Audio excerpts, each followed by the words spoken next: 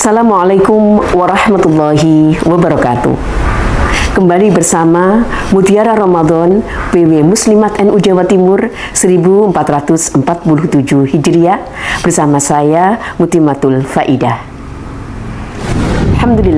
Alhamdulillahirabbil alamin. Nusalli wa nusallimu ala Rasulillah wala haula wala quwata illa billah. Wa ba'da. Bulan Ramadan adalah bulan yang penuh kemuliaan. Di antara kemuliaan Ramadan adalah diturunkannya Al-Quran di dalamnya. Berbicara tentang nuzulul Quran, setidaknya ada 3 tahapan bagaimana Al-Quran diturunkan oleh Allah hingga sampai kepada Rasulullah. Yang pertama, Al-Quran min indillah fi lauhil mahfud. Al-Quran diturunkan oleh Allah di lauhil mahfud, sebagaimana dalam Al-Quran, bal huwa Qur'anun majid fi lauhim mahfud. Kemudian fase yang kedua adalah ketika Al-Quran yang ada di lauhil mahfud tersebut diturunkan oleh Allah daf'atan wahidatan, jumlatan wahidatan, secara keseluruhan di Baitul Izzah. Di manakah Baitul Izzah? Baitul Izzah adalah sama'id dunya, langit yang paling dekat dengan dunia. Kemudian fase yang ketiga, setelah Al-Quran ada di Baitul Izzah, maka Al-Quran dibawa oleh malaikat Jibril untuk diturunkan kepada Rasulullah secara bertahap selama 23 tahun. 13 tahun di Makkah, yang kemudian disebut dengan surah Makkiyah, dan 10 tahun di Madinah yang disebut dengan surah Madaniyah. Surah Makkiyah banyak berbicara tentang penguatan keimanan, pengokohan ketakwaan sebagai fondasi bagi umat Islam. Sedangkan surah Madaniyah banyak berbicara tentang ketentuan-ketentuan dan aturan hukum bagaimana hidup bersama Al-Quran. Ibu-ibu hadirin yang dimuliakan oleh Allah, ada yang muncul pertanyaan, nuzulul Quran yang kita peringati di tanggal 17 Ramadan adalah memperingati turunnya Al-Quran untuk pertama kali kepada Rasulullah. Saat itu beliau berusia 40 tahun. Beliau bertahanus kurang lebih 6 tahun lamanya di Gua Hira. Sampai pada akhirnya di usia beliau 40 tahun, Al-Quran turun dengan ayat yang pertama, Iqra. Malaikat Jibril dengan tampang wajah yang putih yang rupawan mendatangi Rasulullah dan mengatakan, Iqra anta ya Muhammad. Maka Rasulullah pun menjawab, ma ana biqari. Sampai kemudian ketiga kalinya, Iqra bismi rabbikal ladzi khalaq. Bacalah engkau Muhammad dengan nama Tuhanmu yang telah menciptakan. Ibu-ibu yang dirahmati oleh Allah, muncul kemudian pertanyaan, kenapa Al-Quran diturunkan kepada Nabi Muhammad berangsur-angsur sampai 23 tahun? Setidaknya ada beberapa hikmah. Yang pertama, sebagai pendidikan bagi umat Muhammad. Di era jahiliyah saat itu, tradisi masyarakat jahiliyah adalah meminum khamr, mabuk-mabukan, itu bagian dari tradisi budaya jahiliyah.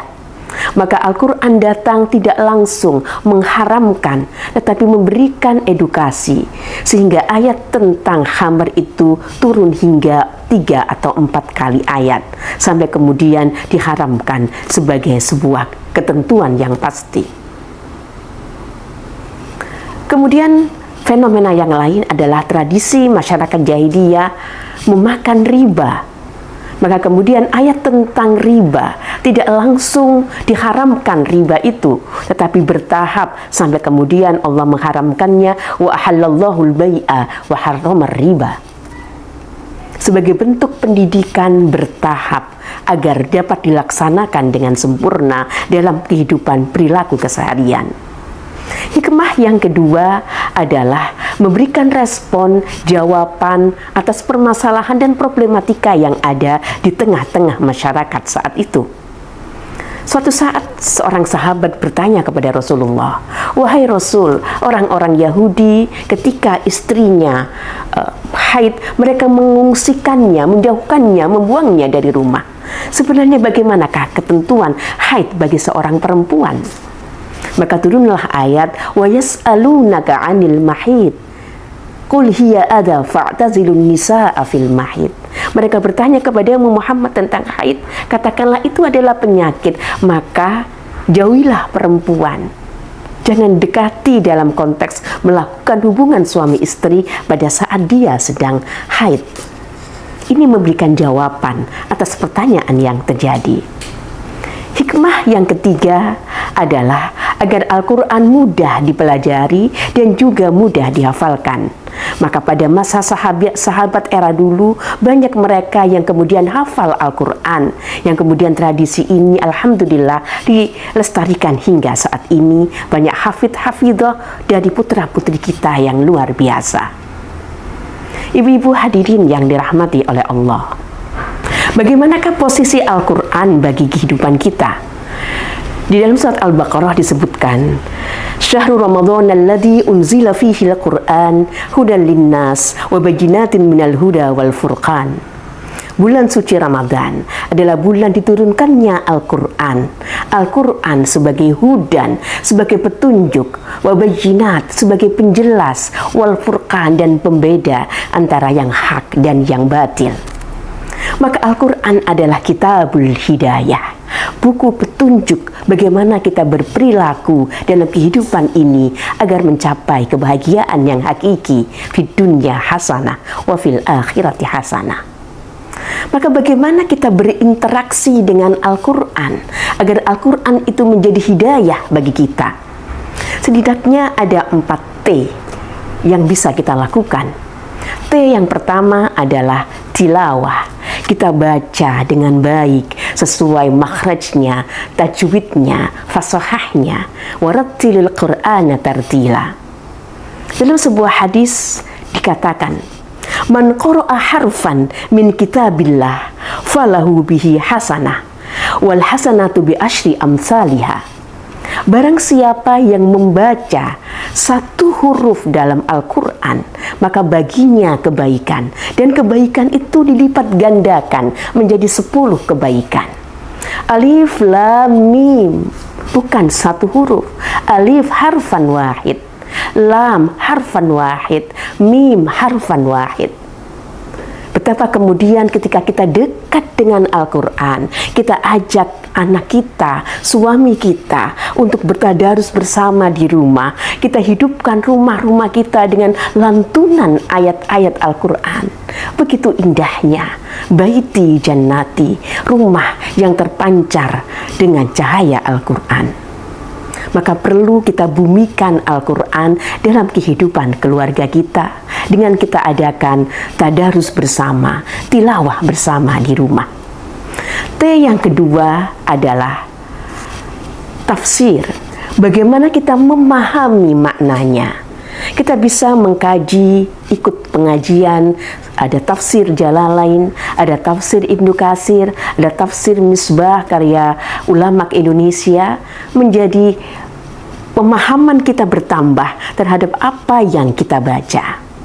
Maka mari kita ikuti kajian-kajian tafsir yang diadakan oleh para ulama.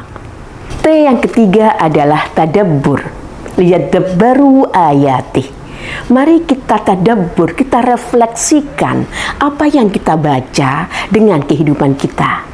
Ketika kita membaca ayat wasta'inu bis-sabri was-shalah, maka minta tolonglah dengan kesabaran dan sholat. Kita refleksikan pada diri kita. Sudahkah kita memiliki kesabaran? Sudahkah kita sabar dalam mendidik anak-anak kita? Sudahkah kita sabar ketika kita membangun kehidupan rumah tangga bersama suami kita? Sudahkah kita bersabar dengan anak-anak didik kita? Maka ini menjadi refleksi bahwa kita harus menginternalisasikan kesabaran. Tadabbur menjadi satu bagian dari kita mencari solusi dari masalah yang kita hadapi. Saat kita sedang memiliki masalah, kita bisa mengambil Al-Quran, kita ambil air wudhu, kita buka Al-Quran, kita baca ayat demi ayat, kita akan menemukan solusi dari masalah yang kita hadapi. Dan T yang keempat adalah tatbik, kita amalkan. setelah kita tilawah, kita memahami maknanya, kita tadabburi dan refleksikan dengan kehidupan kita. Yang keempat adalah kita amalkan, kita lakukan aksi nyata sebagaimana nilai-nilai yang terkandung dalam Al-Quran. Pada akhirnya, mari kita jadikan Al-Quran sebagai pedoman, sebagai petunjuk bagi kehidupan kita. Mari kita hidupkan rumah kita dengan tilawah Quran, dengan nilai-nilai Quran, agar rumah kita menjadi baiti jannati. Dan marilah kita sama-sama berdoa, semoga kita menjadi ahli Quran dan semoga kita dirahmati oleh Quran. Allahumma arhamna bil Quran, Allahumma ja'alna min ahli Quran. Wallahul muwafiq ila aqwamit thariq. Wassalamualaikum warahmatullahi wabarakatuh.